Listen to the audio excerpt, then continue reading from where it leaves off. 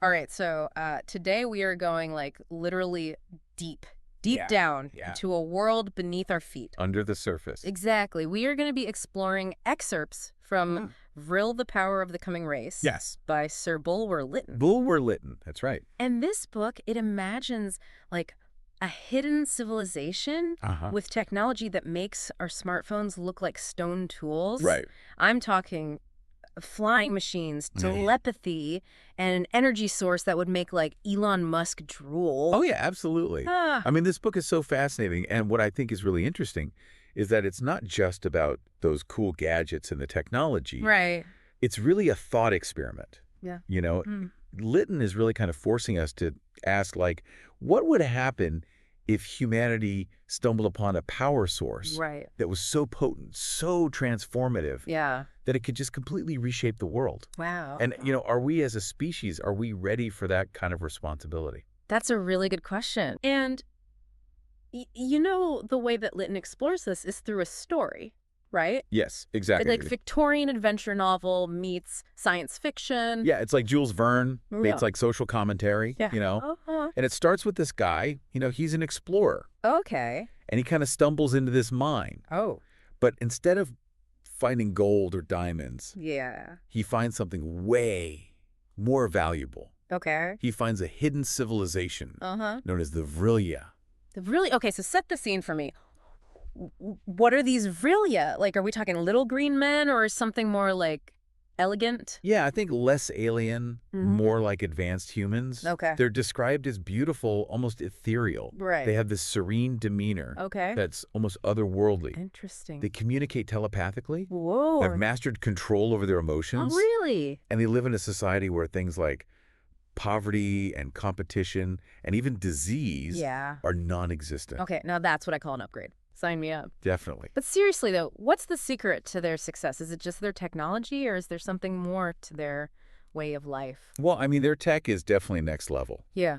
But I think the key to it all the source of their power is this thing called Vril. Vril. So imagine an energy source so potent that it can heal the sick. It can power their cities. Right. And it can even be weaponized. Oh, wow. With devastating force. Like a double-edged sword. Exactly. Yeah. Like almost every powerful technology. This Vril, it reminds me of like our own quest for clean energy, you know, for a power source that could solve our climate crisis. Right. But then it also makes me think about nuclear weapons, you know? Yeah.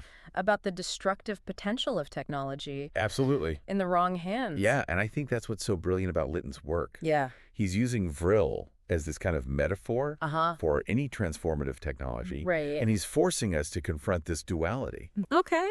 Of progress, you know? Right. The potential for good. Yeah. But also the risk of catastrophic consequences. Yeah. It's like he's saying, sure, advanced tech is cool, but are we mature enough as a species to handle it? Yeah. Are we ready for this? Yeah. And the Vril-ya, they seem to have it figured out, right? It seems that way. They've created this utopian society. Right. This perfect balance of power and peace. Yeah. On the surface, it looks perfect. Right. But even in this seemingly perfect world, you know, there are cracks. Okay.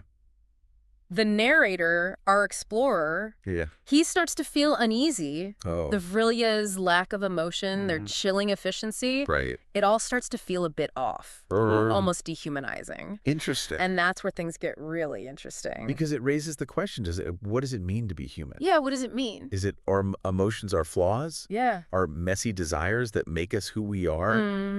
Would we even want to live in a world? Right. Where those things were erased, even if it meant achieving peace and harmony?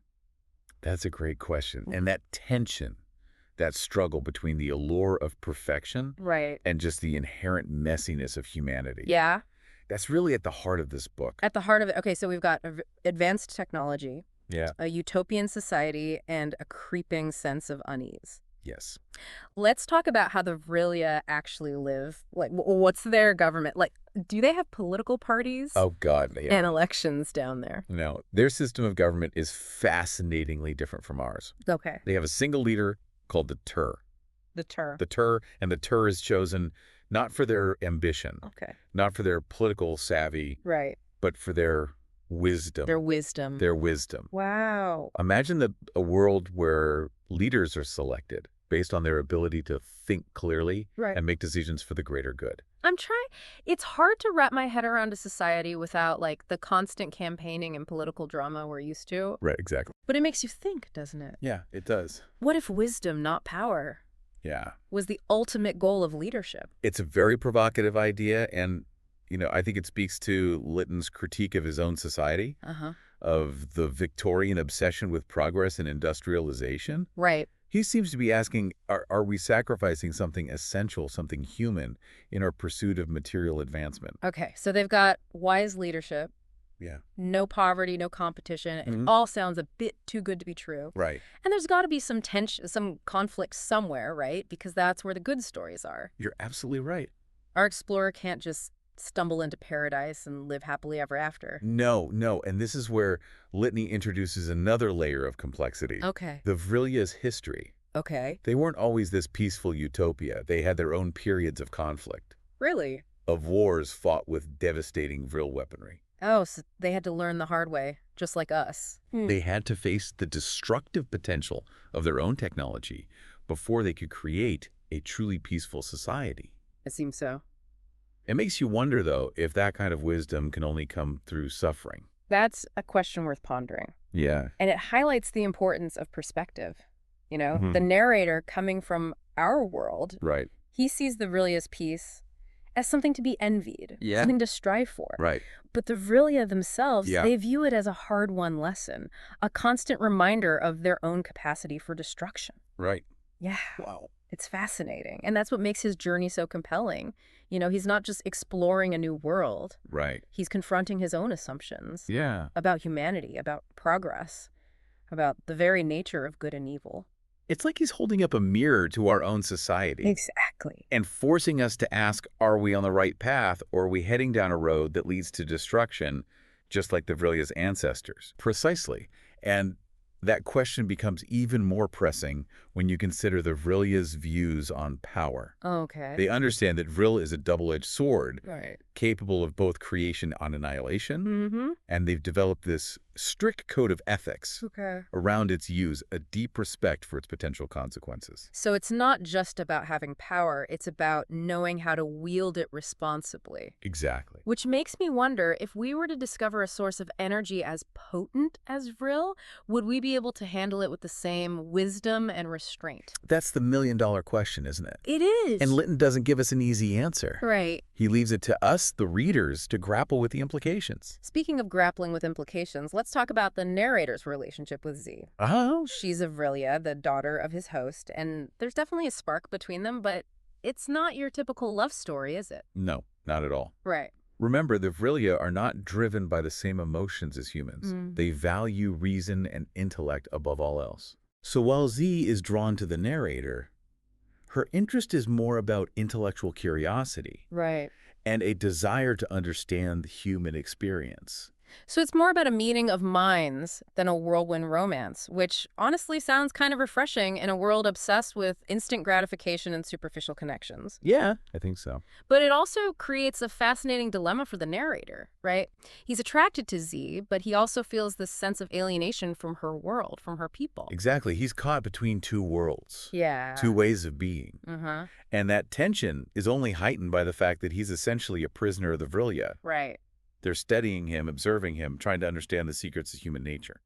So he's like a lab rat in a utopia. Not exactly a recipe for a relaxing vacation. No, not really. But Z offers him a way out, right? She's willing to help him escape. Yes, but her offer comes with conditions. Okay. She's willing to defy her own society's norms for him to leave her world behind. But she makes it clear that their relationship would be different from the human concept of marriage. Mm-hmm. It would be a union of minds and souls, Right. not a physical one. That's a pretty radical idea. Even by today's standards, it makes you wonder about the Vril-ya's views on love and relationships in general. Do they even experience romantic love the way we do, or is it something completely different for them? Lytton doesn't give us a definitive answer, which only adds to the mystery. Right. But he does offer some tantalizing clues. Okay. He describes their society as being completely egalitarian, Mm-hmm. with no distinction between the sexes in terms of power or social standing. Right. And the females are actually the physically stronger and more dominant sex. So they flipped the script on traditional gender roles, which makes you wonder what Lytton's Victorian readers must have thought about that. I know, right? But it also raises an interesting question. If they've achieved true equality between the sexes, does that change the dynamics of their relationships? It's a fascinating possibility, and I think it speaks to the book's broader themes of evolution and social progress. Okay. You know, Lytton seems to be suggesting that true equality, true harmony, can only be achieved when we move beyond our outdated social structures Right. and embrace a more enlightened way of being. Okay. So we've talked about their government, their views on power, and even their relationships. But let's dive into the tech for a bit. Lytton describes some pretty mind-blowing inventions. What are some of the standouts? Well, aside from their mastery of Vril, which powers everything from their lighting systems to their flying machines, there's one invention that particularly stands out in their communication system. Okay. They've developed a technology that allows them to communicate instantaneously, not just with each other, but with anyone, anywhere in the world. Wait, are we talking telepathy here or something even more advanced? It's not explicitly stated, but it seems to be a combination of telepathy and technology. Right. They've developed a way to amplify their natural telepathic abilities, creating a network that connects them all. So like a supercharged internet, but for thoughts. Exactly. It makes you wonder if that kind of communication would solve more problems than it creates. Would we be more understanding, more empathetic if we could literally feel each other's thoughts and emotions? Or would it lead to chaos and overload? It's a question worth considering, and I think it highlights the potential pitfalls of advanced technology. Right. Even something as seemingly positive as instant communication could have unintended consequences if we're not careful. Okay, so they've got instant communication, flying machines, and a power source that makes our energy grid look like a hamster wheel. Yeah. But if they're so advanced, why haven't they made contact with the surface world? Are they intentionally hiding from us? It's never explicitly stated, Okay. but it's implied that the Vril-ya are content with their subterranean world. Right. They see themselves as a more evolved race, and they view our surface world with a mixture of pity and disdain. It's like they're watching us from afar, shaking their heads at our petty squabbles and self-destructive tendencies. Kind of, yeah. But that brings us back to the narrator's dilemma, doesn't it? He's seen the potential of the Vril-ya, their wisdom, their technology, but he also senses a darkness beneath the surface, a coldness that unsettles him. And that unease is amplified by the fact that Z's offer of escape comes with a warning. Okay. She tells him that the Vril-ya are aware of humanity's potential, both for good and for evil, and they're watching us closely, waiting to see which path we choose. Oh. Okay, now that's just creepy. It's like they're giving us a cosmic pop quiz, and our future depends on the answer. Yeah. So what does the narrator do? Does he stay in this unsettling utopia, or does he risk everything to return to the flawed world he knows? Well, that's where things get really interesting, and that's what we'll delve into in the final part of our deep dive. Okay, so our explorer is caught between a rock and a hard place. Or I guess I should say, a chasm and a hidden utopia. He's got Z offering him escape and a chance at love, but at the cost of potentially exposing humanity to the Vril-ya. And their maybe not so benevolent intentions. What a predicament. Yeah, and what's so fascinating about this whole situation is that his internal conflict, really mirrors a much larger debate that's been going on for centuries, since like the dawn of the Industrial Revolution. Is technological advancement inherently good? Right. Or does it come with some kind of Faustian bargain? Yeah. Are we as humans capable of harnessing power without being corrupted by it? It's like that age-old question, like if we gave a caveman a smartphone, would he use it to build a better fire or accidentally nuke his tribe? Exactly. And I think the Vril-ya, with their effortless mastery of Vril, Right. they really represent both our aspirations and our anxieties about the future. Oh, yeah. On one hand, we long for a world where technology solves all our problems. Right. Where disease and poverty are eradicated. But then on the other hand, we fear this world where technology surpasses our control, where we become slaves to the very tools that we created. It's like we're constantly walking this tightrope between utopia and dystopia. Yes. And every new invention kind of pushes us closer to the edge. Right. And in the case of the Vril-ya, that edge is particularly sharp. Yeah. They possess a power that could either uplift humanity or completely obliterate it. Right. And our narrator, caught in the middle of this whole cosmic power struggle, Yeah. he has to make a choice. So no pressure then. But okay, let's get back to the story. Does he choose to stay in this unsettling paradise with Z, or does he make a run for it? Well, after a lot of agonizing and soul-searching, Mm-hmm. he ultimately decides to return to the surface world. Really, he chooses to leave Z, and the potential for a literally superhuman life. Why was he just homesick? It's more complex than that. I think while he's undeniably drawn to Z, Yeah. he realizes that he can never truly belong in her world. Right. He's a human with all the flaws and complexities that come with it. And deep down, I think he yearns for connection with his own kind, Yeah. even if it means returning to a world riddled with imperfections. So it's not just about choosing home over utopia. It's about acknowledging that who we are, like our very humanness, Yeah. is intrinsically tied to our flaws, our emotions, our capacity for both good and bad. Precisely. And, I think the narrator, despite witnessing the Vril-ya's seemingly perfect society, Mm-hmm. he recognizes that something essential is missing. Okay. Their detachment from emotion, their cold logic. It feels alienating, even disturbing to him. It's like they've achieved peace and harmony at the cost of their souls. Yeah. And the narrator instinctively understands that that's not a price he's willing to pay. Exactly. And that's what makes his decision so powerful. Yeah. Yeah. He's essentially rejecting this idea of a painless utopia, Mm-hmm. this world where everything is perfect and sanitized. Right. He's choosing instead to embrace the messy, unpredictable, and ultimately more human reality of the surface world. So does he just sneak out in the dead of night? I imagine the Vril-ya have some pretty sophisticated security systems. Well, this is where Z's character really shines. Okay. Remember, she's not just a love interest. Right. She's a powerful Vril-ya in her own right. Yeah. And she's fiercely independent, Huh. willing to defy her own people for what she believes in. Okay, so she's not going to let some outdated societal rules stand in the way of love, or at least a really intense intellectual connection. Right. So while the rest of the Vril-ya are in their meditative sleep, Okay. she uses her Vril powers to create an escape route for the narrator, Whoa. blasting open this new passage through the solid rock leading back to the surface. Wow, talk about going the extra mile for someone. She's literally moving mountains for this guy. But what about the consequences? Doesn't she get in trouble for helping him escape? It's implied that her actions could have serious repercussions. Yeah. But she's willing to risk it all for the narrator. And this is where I think Lytton leaves us with this really lingering question. Okay. Are the Vril-ya truly as emotionless and detached as they appear? Right. Or is Z's actions a sign that even in this seemingly perfect society, there's still room for compassion, for love, for those messy human emotions they try so hard to suppress? It's like they're saying we've achieved perfection, but maybe we miss feeling something. I'm getting chills just thinking about it. Yeah. Okay, so the narrator escapes. He returns to the surface world, presumably with a head full of mind-blowing stories and a heart full of longing for Z. But what's the takeaway for us, the readers? What's Lytton trying to tell us with this strange and unsettling tale? I think he's reminding us that the pursuit of utopia, of a perfect world, can be a dangerous illusion. Right.